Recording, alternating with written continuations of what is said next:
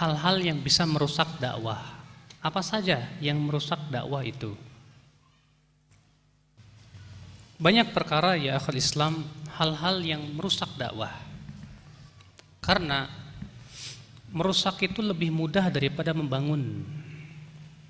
Antum membangun rumah bisa 2 bulan, 3 bulan, 4 bulan. Tapi kalau untuk menghancurkan rumah, seminggu pun nggak sampai. Demikian pula membina dakwah itu butuh kepada puluhan tahun. Tapi untuk merusak dakwah, maka itu mungkin ya dalam sekejap mata akan rusak dan hancur. Makanya akal Islam azanillahu wa iyyakum, kalau kita lihat bagaimana Rasulullah SAW berdakwah, beliau berusaha untuk menutup segala macam lubang yang bisa merusak dakwah. Ya.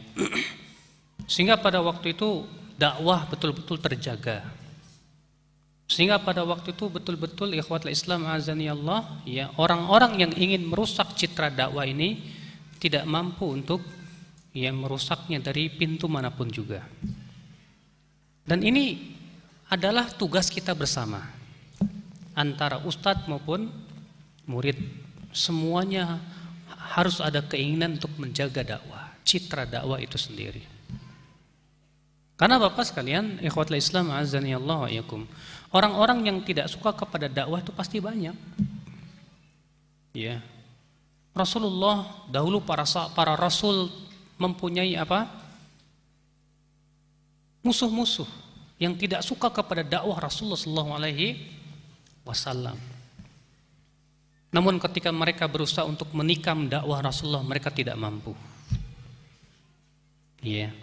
Kenapa? Karena mereka dibimbing oleh wahyu, dibimbing oleh Allah subhanahu wa ta'ala.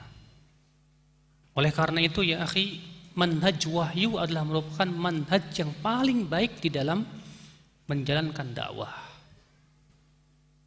Akhul Islam azanillahu wa iyyakum. Lalu apa hal-hal atau perusak dakwah itu sendiri? Banyak faktor ya akhul Islam azanillahu wa iyyakum, ya, yang merusak dakwah itu. Yang pertama yaitu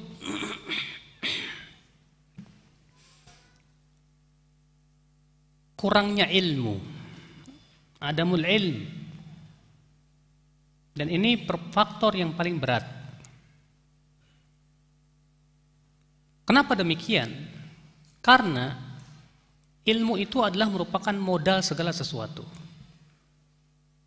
Antum disuruh bikin combro, tapi antum nggak tahu bikin combro, atau tahu dikit tapi kurang ilmunya. Coba bikin, loh kok jadinya kayak gini ya? Iya. Dihidangkan ke orang, ini kue apa pak? Combro. Kok combro gini? Ya. Karena apa? Kurangnya ilmu. Ketika seseorang karena kurangnya ilmu akhirnya menyebabkan apa? Ya otomatis dia akan ya menyampaikan keilmuan dengan kurang itu, akan kurang pula dia menggambarkan kebenaran sebagai sebuah kebenaran. Makanya Allah Subhanahu wa taala di dalam surat Yusuf ayat 108 berfirman, "Qul hadhihi sabili ad'u ila Allah ala basiratin ana wa manittaba'ani." Katakan hai Muhammad, inilah jalanku. Seperti apa jalanku? Ad'u ila Allah, aku berdakwah kepada Allah. Ala basiratin ana wa manittaba'ani, di atas basirah aku dan orang-orang yang mengikutiku. Allah mengatakan bahwasanya Rasulullah di atas basirah dan orang-orang yang mengikuti Rasul itu di atas basirah. Apa yang dimaksud dengan basirah? Basirah itu artinya keilmuan yang dalam. Sebuah harga mati bagi seorang yang ingin berdakwah, yang tidak bisa ditawar-tawar lagi, bahwa ilmu itu adalah sebagai sebuah modal. Iya. Makanya ya akhi, kurangnya ilmu akan memberikan dampak apa? kerusakan di mana-mana. Yang pertama, berfatwa tanpa ilmu. Muncul orang-orang yang berfatwa tanpa ilmu. Akhirnya apa? Sesat dan menyesatkan. Sebagaimana sabda Rasulullah SAW dalam hadis yang diriwayatkan Bukhari dan Muslim, Innallaha la yaqbidul ilma intiza'an yantazi'uhu min sudurir rijal, walakin yaqbidul ilm biqabdil ulama. Hatta idza lam yubqi aliman ittakhadhan nasu ru'usan juhalan fasu'ilu fa'aftau bighairi ilmin fadhallu adallu. Allah tidak mencabut ilmu itu dengan sekali cabut dari dadanya manusia, tapi Allah cabut ilmu itu dengan diwafatkannya apa? Para ulama. Sehingga kata Rasulullah, apabila Allah tidak menyisakan lagi para ulama, orang-orang akan mengambil pemimpin-pemimpin agama yang bodoh. Mereka ditanya, mereka berfatwa tanpa ilmu, mereka sesat dan menyesatkan. Ya akhal Islam, azani Allah wa iyyakum. Padahal ya, fatwa atau berkata dengan tanpa ilmu itu Pak, tonggak kesesatan. Tonggak apa? Kesesatan. Syekh Muhammad bin Abdul Wahab dalam kitab beliau Masail Jahiliyah, ketika menyebutkan tentang perangai atau perilaku jahiliyah, beliau mengatakan diantaranya al-qaul 'ala Allahi bighairi ilm fahuwa umdatud dhalal. Berkata tanpa ilmu itu adalah merupakan umdatud dhalal, kata beliau, tonggaknya kesesatan. Antum buka aja dalam surat Al-A'raf ayat 33. Allah berfirman apa? Qul hadhihi sabili ad'u ila Allah ala basiratin ana wa man ittaba'ani wa subhanallahi wa ma ana minal musyrikin. Qul innama harrama rabbiyal fawahisha ma dhahara minha wa ma batan wal ithma wal baghya bighairil haqqi wa an tusyriku billahi ma lam yunazzil bihi sultana wa an taqulu 'ala Allahi ma la ta'lamun. Katakan hai Muhammad, sesungguhnya yang diharamkan oleh Allah itu fahisyah dan dosa, dan berbuat zalim dengan tanpa hak, dan berbuat syirik. Tuh lihat, kata Ibnu Qayyim di sini Allah memulai dari yang kecil dulu. Yang pertama apa? Fahisyah dan dosa. Naik, berbuat zalim di muka bumi dengan tanpa hak. Naik lagi apa? Syirik. Antum tahu kan dosa yang paling besar syirik? Tapi ternyata Allah tidak menutup ayat itu dengan syirik, Pak. Allah menutup ayat itu dengan firman-Nya apa? Wa an taqulu 'ala Allahi ma la ta'lamun. Kamu berkata atas Allah dengan tanpa ilmu. Ya. Berapa banyak kesesatan muncul akibat berkata tanpa ilmu? Berapa banyak bid'ah, khurafat dan yang lainnya muncul akibat apa? Berkata tanpa ilmu. Akhal Islam, azani Allah wa iyyakum.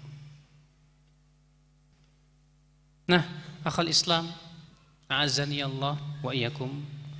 Jadi, ya, rusak yang pertama adalah kurangnya ilmu.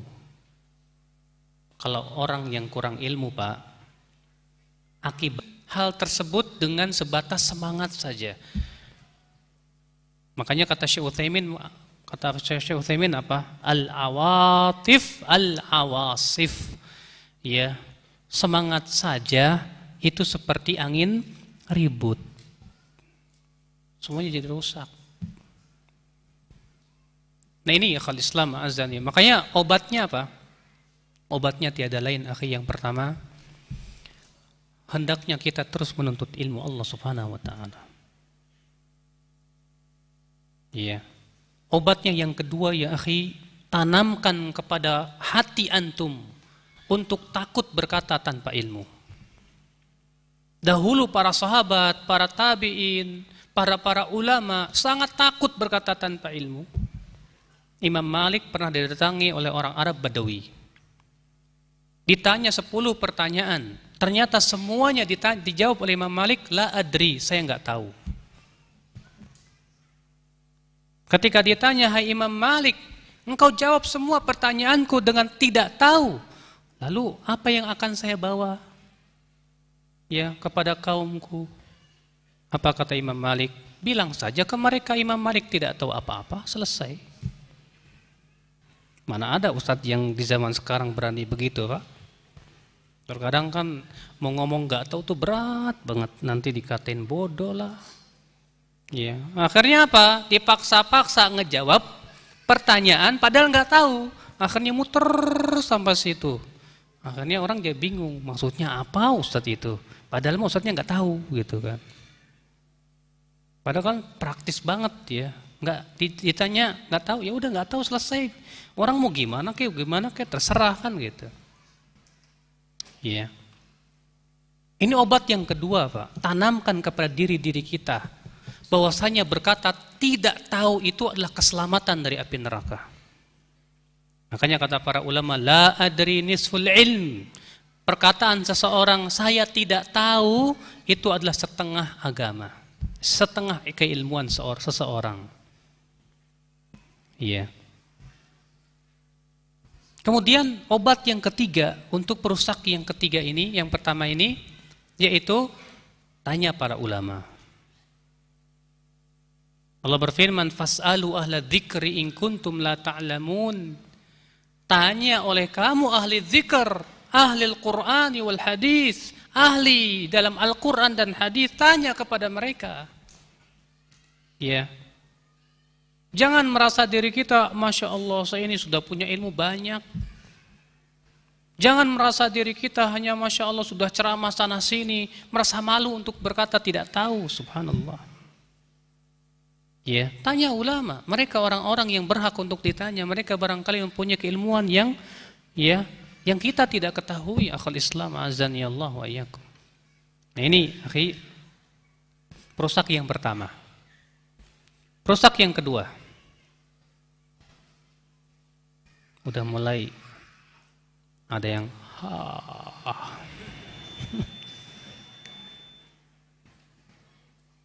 kalau udah gitu mulai ya Pak, lama-lama matanya 5 watt gitu kan. Tapi siap-siap aja Pak, ketahuan sama mata ana langsung tunjuk. Jangan tersinggung, itu untuk kemaslahatan antum. Perusak yang kedua, yaitu ketidakikhlasan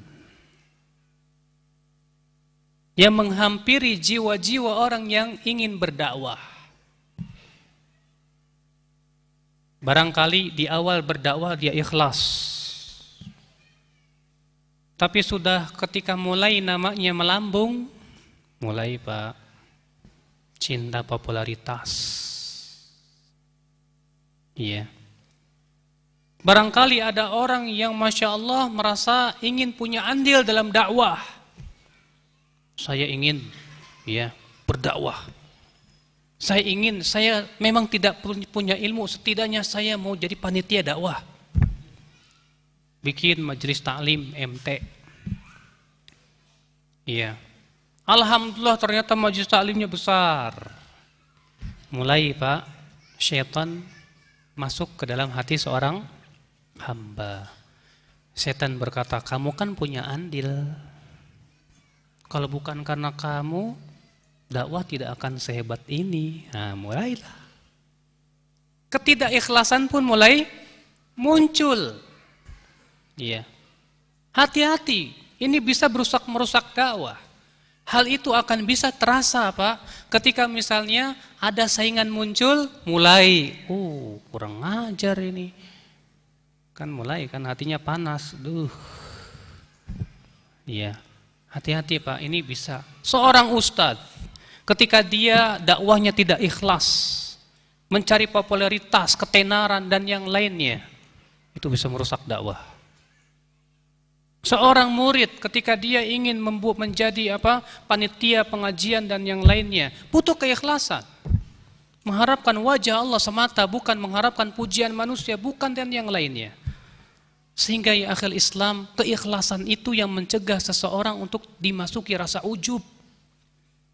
ujub, merasa bangga diri, ya dakwahnya Masya Allah. Ya. Nah ini akal Islam, azani Allah, ketidakikhlasan ini yang harus senantiasa kita jauhi terus. Makanya setiap kita, setiap antum semuanya yang begitu alhamdulillah sedang semangat untuk berdakwah, selalu introspeksi diri lagi, ya. Ingat bahwasanya dakwah itu milik Allah. Anda ini hanya sebatas, ya, orang-orang yang berusaha untuk menyebarkan dakwah. Ya, Allah yang akan memberikan kepada antum kekuatan dan kemampuan. Makanya akal Islam, azani Allah, seorang yang berdakwah hendaklah ikhlas. Jangan sekali-kali ia berdakwah kepada dirinya. Jangan sekali-kali ia berdakwah kepada organisasinya. Jangan sesekali seseorang berdakwah kepada perhimpunannya. Bahaya. Karena ketika seseorang sudah mulai ya fanatik itu, ya berdakwah kepada dirinya, ketika dirinya diselisihi dia marah. Ketika majlis taklimnya disaingi orang, marah. Padahal kan mereka juga sama-sama ingin menyebarkan dakwah ya akhul Islam, azani Allah wa iyyakum. Maka ya akhi azani Allah wa iyyakum, Allah di sini mengisyaratkan dalam surat Yusuf ayat 108 tadi. Allah mengatakan, "Qul hadhihi sabili ad'u ila Allah." Katakan hai Muhammad, inilah jalanku, aku berdakwah kepada Allah, bukan berdakwah kepada kelompok, bukan dakwah kepada diri sendiri. Iya, biasa Pak, setan itu kata Rasulullah sudah merasa putus asa untuk disembah oleh orang-orang yang mentauhidkan Allah, orang yang sholat. Tapi setan punya cara lain. Apa itu? Kata Rasulullah, "Inna syaitan qad ya'isa an ya'budahul musallun." Setan itu sudah merasa putus asa untuk disembah oleh orang-orang yang sholat. Walakin bitahrishi bainahum, akan tetapi ada cara lain, yaitu dengan menumbuhkan bibit-bibit permusuhan di antara mereka. Menumbuhkan bibit-bibit permusuhan di antara mereka. Antum kagum sama seorang ustadz, Masya Allah, Ustadz Fulan ini ana Masya Allah fans deh sama dia. Iya. Terkadang kekaguman itu Pak menyebabkan kita fanatik buta. Iya. Nah fanatik buta itulah nanti yang akan menjadikan alat buat setan untuk menumbuhkan apa?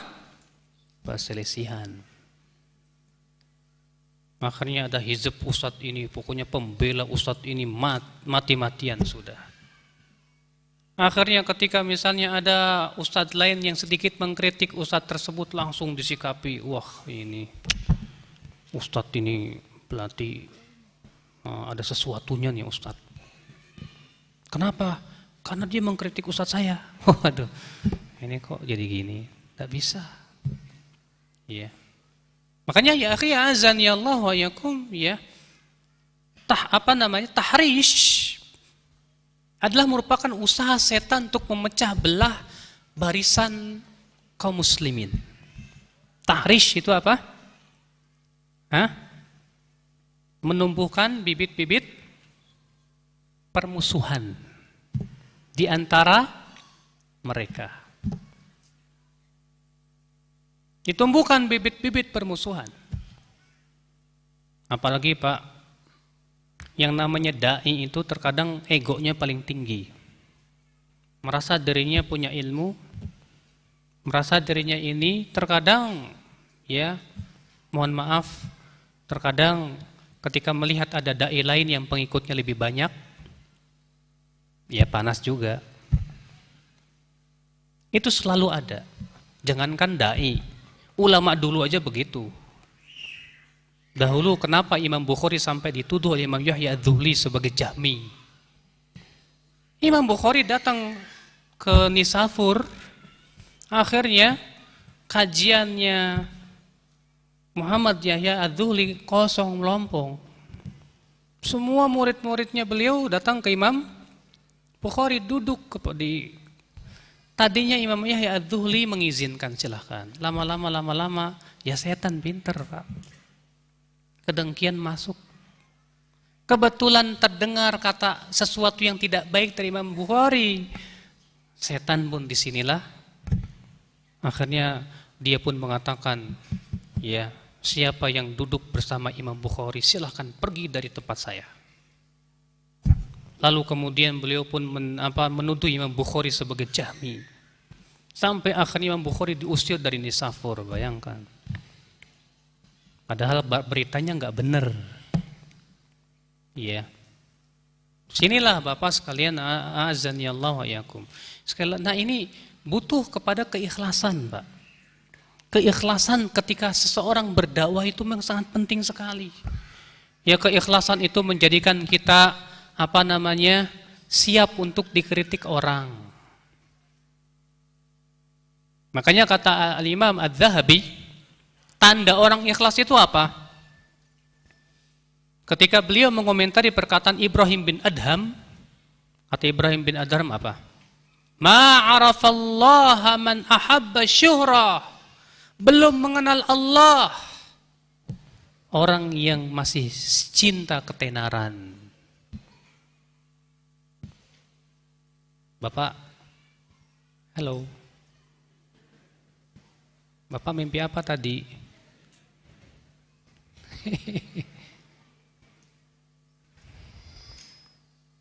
Ya, kata Imam Adz-Dzahabi apa? Kata Imam Ibrahim, kata Ibrahim bin Adham, belum mengenal Allah orang yang masih cinta apa? Ketenaran. Kemudian Imam Adz-Dzahabi memberikan komentar. Komentarnya bagus sekali. Wa alamatul mukhlis alladzi qad ahabba syuhrah. Tanda orang yang ikhlas, yang terkadang barangkali ia ada perasaan cinta ketenaran. Karena yang namanya cinta ketenaran pasti ada pada setiap orang biasanya. Suka ada gitu, bukan tidak ada sama sekali, suka ada. Annahu idza aiba ala fi'li, bahwa dia kalau diingatkan akan kesalahan dia, lam yuharrid, hatinya tidak panas. Balik taraf, bahkan ia mengaku itu kesalahan saya. Susah loh. Wa yaqul, dan dia berdoa, rahimallahu man ahda ilayya uyubi. Semoga Allah merahmati orang yang menghadiahkan kesalahan saya kepada saya. Terkadang, Pak, ngasih nasihat ke orang itu mudah. Ya enggak? Iya. Tapi untuk menerima kritik, nasihat dari seseorang dengan hati yang legowo, kata orang Jawa, wah berat. Padahal kata Imam Adz-Dzahabi, tanda orang yang ikhlas itu kalau diingatkan kesalahannya, dia menerima dengan hati yang tidak panas. Ada orang menerima, makasih ya, tapi panas, sebel gitu kan. Iya. Tapi orang yang ikhlas tidak demikian. Justru ia berterima kasih, makasih ya, jazakallah khair, Anda telah mengingatkan saya. Terima kasih, thank you. Nah ini akal Islam, azani Allah wa iyyakum. Maka sekali lagi betapa butuh kita kepada keikhlasan. Kita saling bahu-membahu, saling mengingatkan. Bukan sebuah aib seorang ustadz menerima nasihat murid.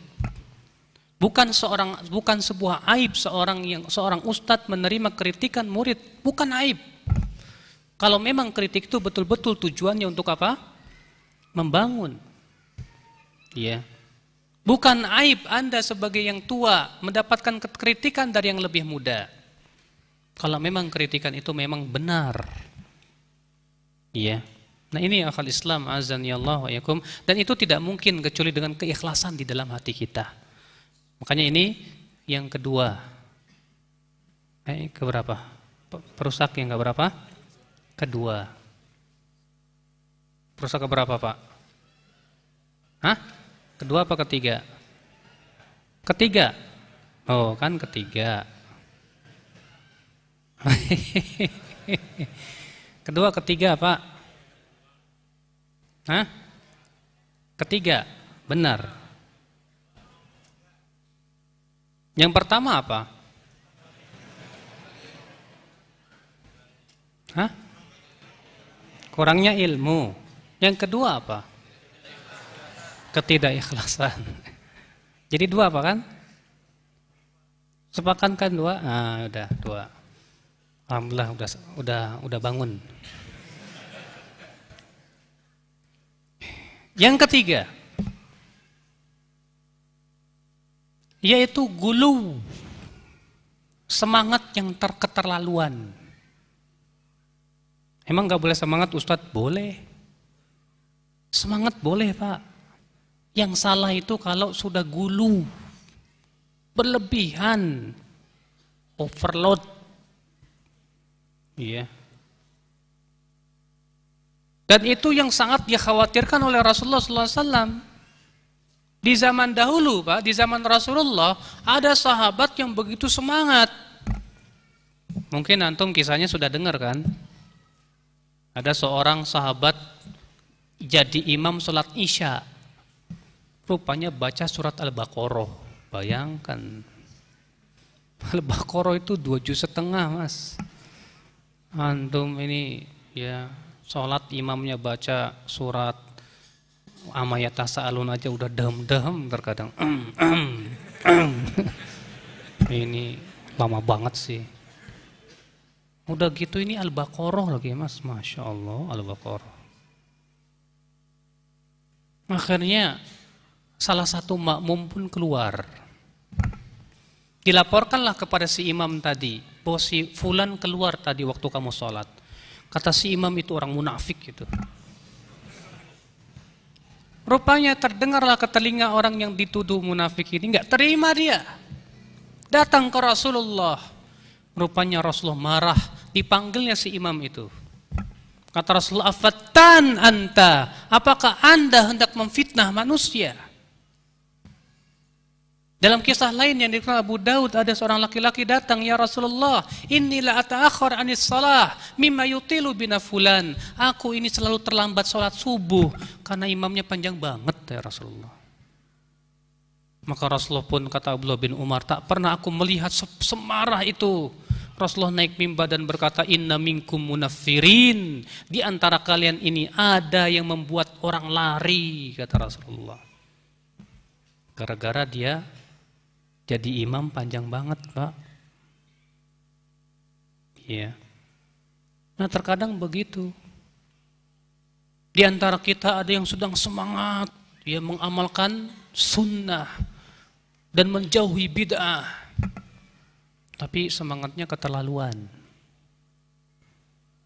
Akhirnya apa ya akhal Islam azani Allah, ia pun melakukan ya sikap-sikap yang arogan. Tidak baik. Akhirnya membuat orang lari. Tidak baik ya akhi. Padahal Rasulullah SAW bersabda, "Yassiru wa la tu'assiru." Berikan kemudahan, jangan kalian bikin orang susah. Lihat bagaimana Rasulullah prakteknya dalam berdakwah, Pak. Memberikan kemudahan.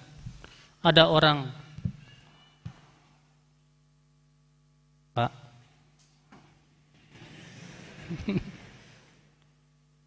Iya. Ada orang Bapak sekalian, ikhwatul Islam azani Allah wa iyyakum. Datang ke Rasulullah dan berkata, "Ya Rasulullah, saya mau masuk Islam, tapi saya mau sholatnya 3 waktu saja." Orang Arab Bedawi tahu sendiri. Rasulullah menerima, silahkan. Asal dia masuk Islam dulu.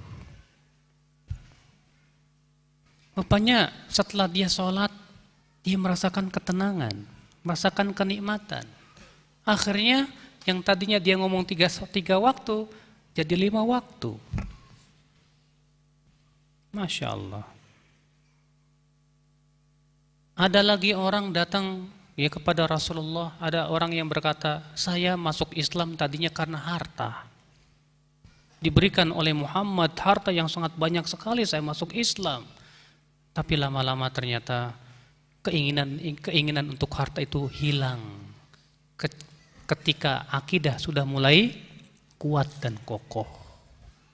Itu Pak, makanya dakwah itu butuh kesabaran Pak.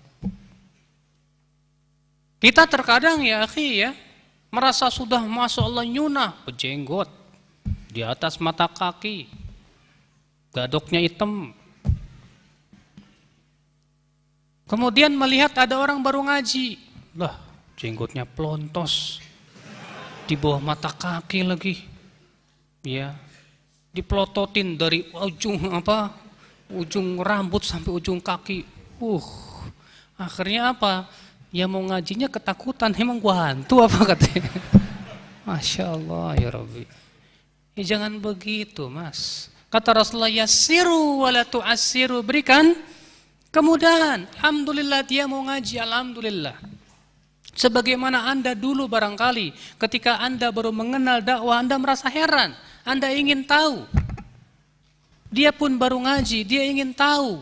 Ya, biarkan dia dulu mempelajari. Nanti insya Allah kalau akidah sudah kuat ya akhi, kalau dia sudah mencintai Allah dan Rasulnya, barangkali dia akan lebih baik daripada Anda. Iya kan? Iya.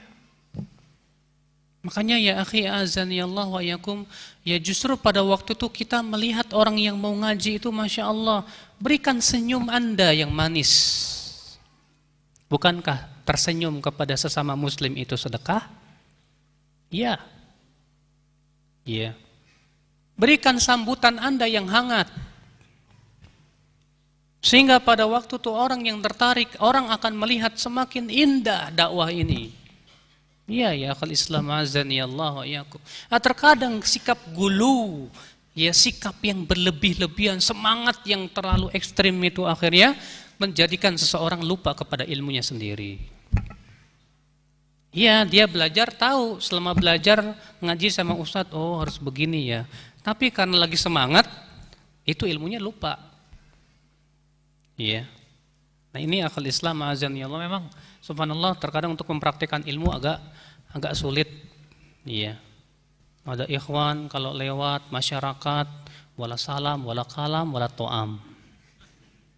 Senyum aja enggak. Abasa wa tawalla. Iya, bermuka masam sudah.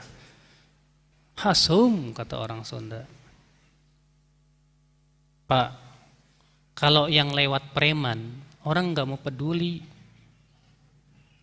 Kalau preman lewat nggak salam, cuek aja orang, bodoh amat preman. Tapi yang lewat antum, Masya Allah mengaji pakai peci putih, pakai apa?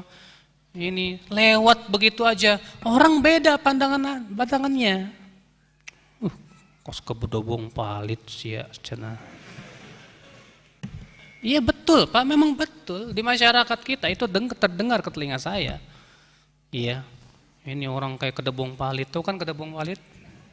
Kedebong itu batang pohon pisang hanyut di sungai, lewat aja gitu. Iya. Tapi antum setidaknya berucap assalamualaikum, senang mereka. Oh waalaikumsalam warahmatullah. Apalagi dengan senyum. Iya. Mereka pun akan lebih senang. Iya. Lewat saja antum katakan assalamualaikum, mereka akan menghormati Anda. Waalaikumsalam warahmatullahi wabarakatuh. Nah, ini akhul Islam azani Allah wa iyyakum. Jadi di sini ya akhi ya, tolong sikap gulu itu kita copot. Ya, kita berusaha untuk sesuai dengan sunnah Rasulullah sallallahu alaihi wasallam dalam ibadah kita, dalam akidah kita, dalam muamalah kita, dan dalam segala macam aspek kehidupan kita ya akhul Islam azani Allah wa iyyakum. Ya. Makanya sikap gulu Pak, itu benar-benar membinasakan umat Islam. Ada orang semangat dia balak masalah mengingkari kemungkaran. Tapi sikapnya gulu, akhirnya apa? Serbu ancurin. Ada orang gulu dalam masalah kafir mengkafirkan. Akhirnya mudah mengkafirkan ini, mengkafirkan itu. Pemerintah semua kafir dan semua yang berhubungan dengan pemerintah kafir katanya semuanya. Sampai pegawai negeri pun kafir Pak, menurut mereka. hancur. Makanya ya akhi, ya sikap gulu itu selama-lamanya tidak akan menguntungkan umat Islam. Iya enggak, Pak? Iya kan? Iya. Iya. Maka ikhwatul Islam azanillahu wa iyyakum, ini perusak yang keberapa? Yang ketiga. Ada lagi yang ngomong yang keempat katanya.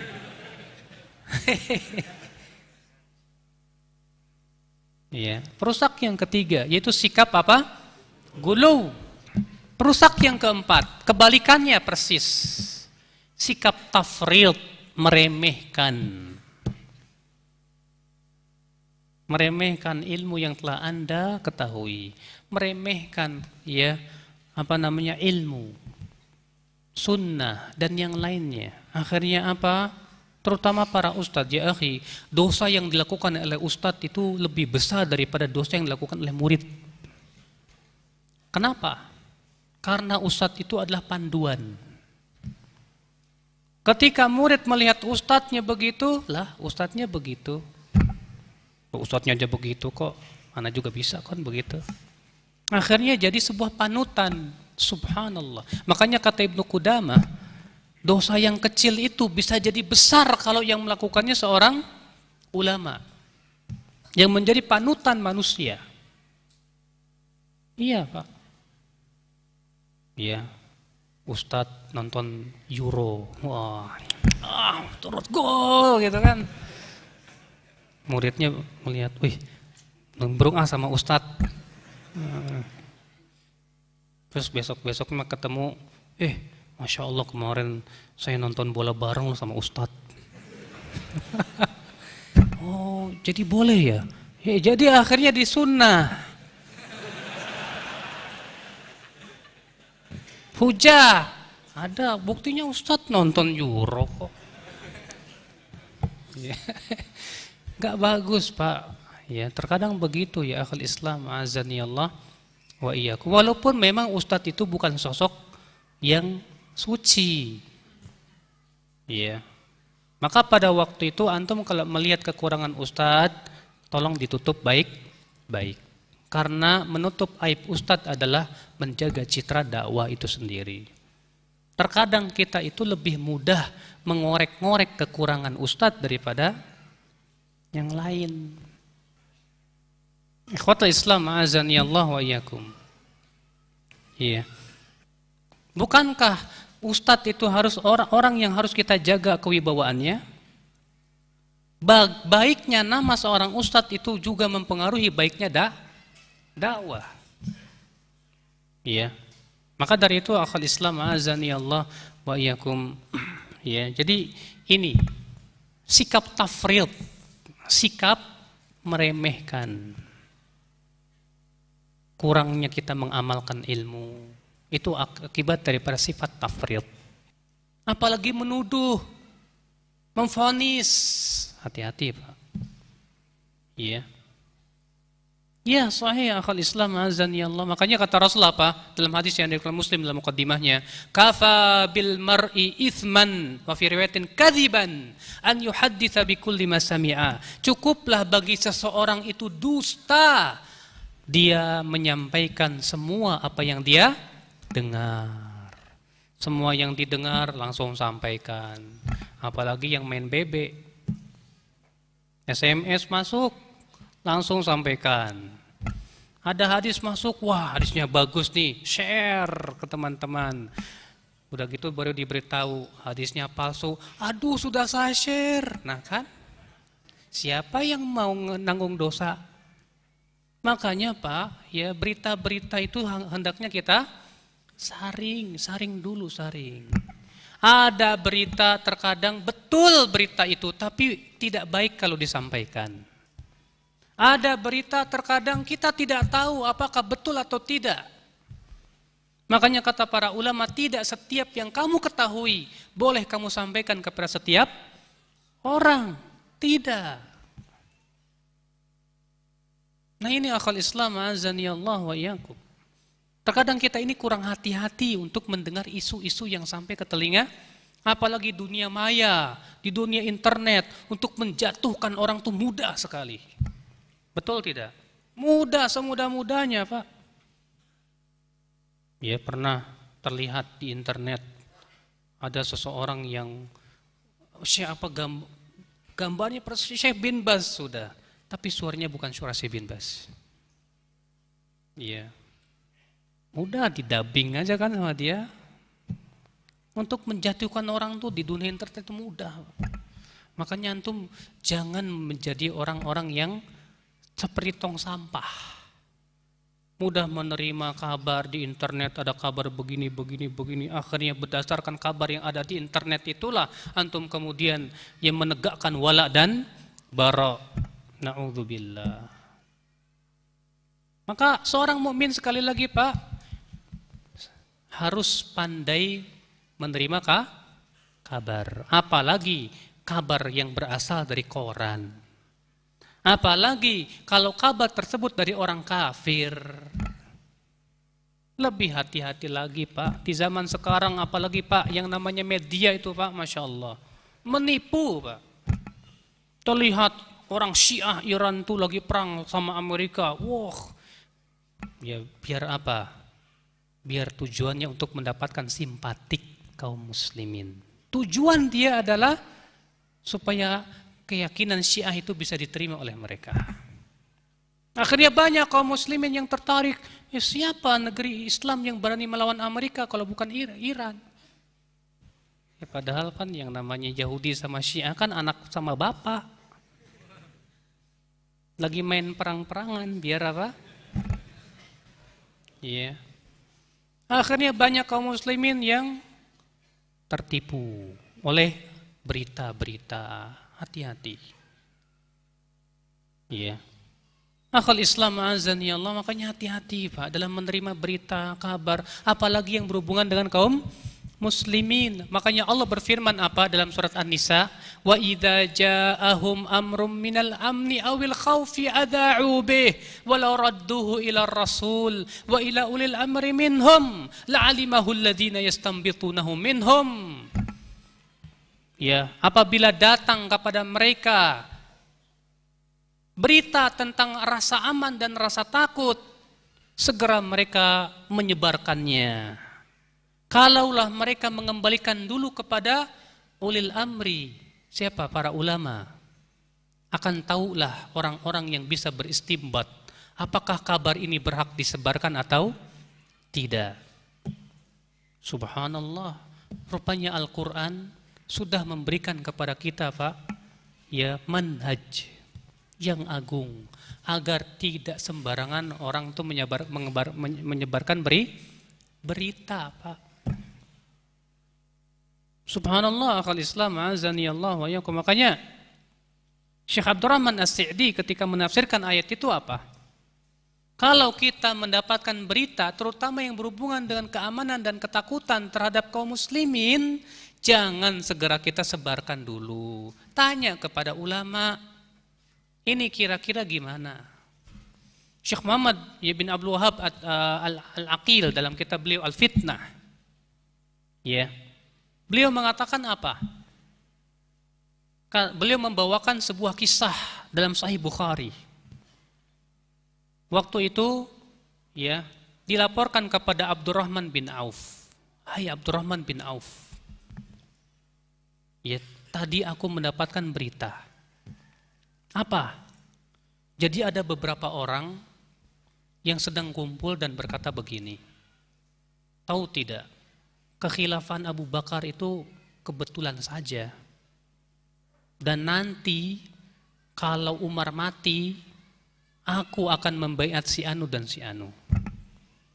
Rupanya Pak, berita ini sampai ke telinga Umar bin Khattab. Maka Umar pun marah sebagai khalifah waktu itu dan berkata, inni muhadziruhum yan hadal asyi, sore ini juga saya akan tahdzir mereka di hadapan orang-orang.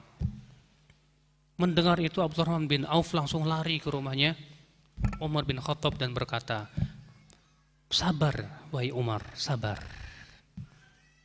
Sabar hai Umar, nanti saja Sebab di musim haji ini terkumpul padanya orang yang pintar dan orang bodoh dan orang yang mencari berita.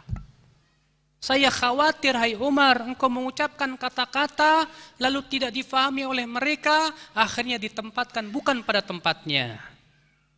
Tapi hai Umar, biarkan kita pulang dulu nanti ke kota Madinah. Kumpulkan para ulama, lalu bermusyawarah dengan mereka. Mendengar itu Umar berkata, kamu benar. Akhirnya Umar pun menunggu sampai pulang ke kota Madinah, dikumpulkan para ulama. Subhanallah. Itu seharusnya Bapak sekalian. Jadi kita tidak termasuk orang-orang yang mudah apa? Menerima berita. Sehingga akhirnya kita pun tidak termasuk orang-orang yang mudah memvonis orang akibat daripada berita-berita yang nggak ada jeluntrungnya seperti itu. Ya.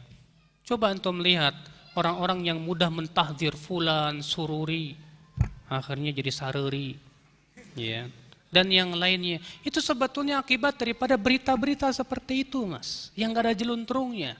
Hanya karena dia menganggap, dia si fulan yang memberikan kabar kepada saya ini thiqah. Ya, thiqahnya menurut dia. Ya. Akhirnya apa? Dia jadikan sebagai wala dan baronya atas dasar itu. Akhirnya dia pun menuduh manusia dengan tanpa bukti yang nyata, dengan tanpa hak. Dia yang akan kelak membawanya kelak pada hari kiamat. Akal Islam di sini, akhi, saya ingatkan kepada antum semuanya, jangan mudah menerima terlebih kalau kabar itu berhubungan dengan teman antum yang soleh. Antum sudah tahu dia teman antum yang soleh, ya. Kemudian terdengarlah ke telinga antum berita yang tidak baik terhadap dia.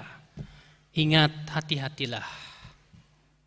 Syaitan itu mudah mempermainkan, ya akhi. Tasabbut dan tabayun dulu. Kalaupun memang benar berita itu, jangan disebarkan ke orang. Ya, jangan disebarkan ke orang. Barangkali orang ini melakukan kesalahan karena ketidaktahuan dia. Barangkali ia melakukan kesalahan karena ada alasan yang kita tidak ketahui. Barangkali ia melakukan seperti itu. Makanya disinilah Bapak sekalian, seorang mukmin itu adalah adzarun la atsarun. Seorang mukmin itu selalu berusaha memberikan uzur dulu, bukan mencari-cari kesalahan. Makanya siapa namanya Zainul Abidin, salah seorang imam Ahlul Bait, berkata apa?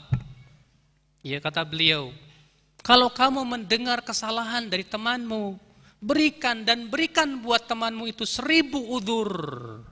Kalau kamu sudah tidak mendapatkan uzur, katakan barangkali dia punya uzur yang saya tidak ketahui. Dia masih mukmin. Kalau kita ketahui dia memang saleh, dia manhajnya baik, kemudian terdengar kesalahan pada dia, berikan dulu uzur, ya akhi, azani Allah ya. Ini enggak, terkadang karena memang kita lagi sebel sama dia, alas. Kalau hati lagi sebel, apalagi dengki atau yang lainnya Pak, ketika mendengar teman kita jatuh kepada kesalahan, gembira. Apa kata antum? Tuh kan, apa kata saya? Masya Allah. Ada orang gembira ketika mendengar saudaranya jatuh kepada kesalahan. Seharusnya sikap seorang mukmin ketika mendengar saudaranya jatuh kepada kesalahan itu sedih. Bukankah Rasulullah bersabda, la yu'minu ahadukum hatta yuhibba li akhihi ma yuhibbu li nafsihi. Tidak beriman salah seorang dari kamu sampai ia suka untuk saudaranya sebagaimana ia suka untuk dirinya. Anda suka tidak? Anda jatuh kepada keburukan. Tidak suka? Baik, Anda pun jangan suka orang lain jatuh kepada keburukan, ya akhi. Ada apa kemudian ketika Anda mendengar teman antum jatuh kepada kesalahan, antum bergembira ria, bahkan menjadikan sebuah dasar untuk mengkritik dia, kemudian melancarkan tahdzir untuk dia. Na'udzubillah, nasallallahu salamata wal afiyah.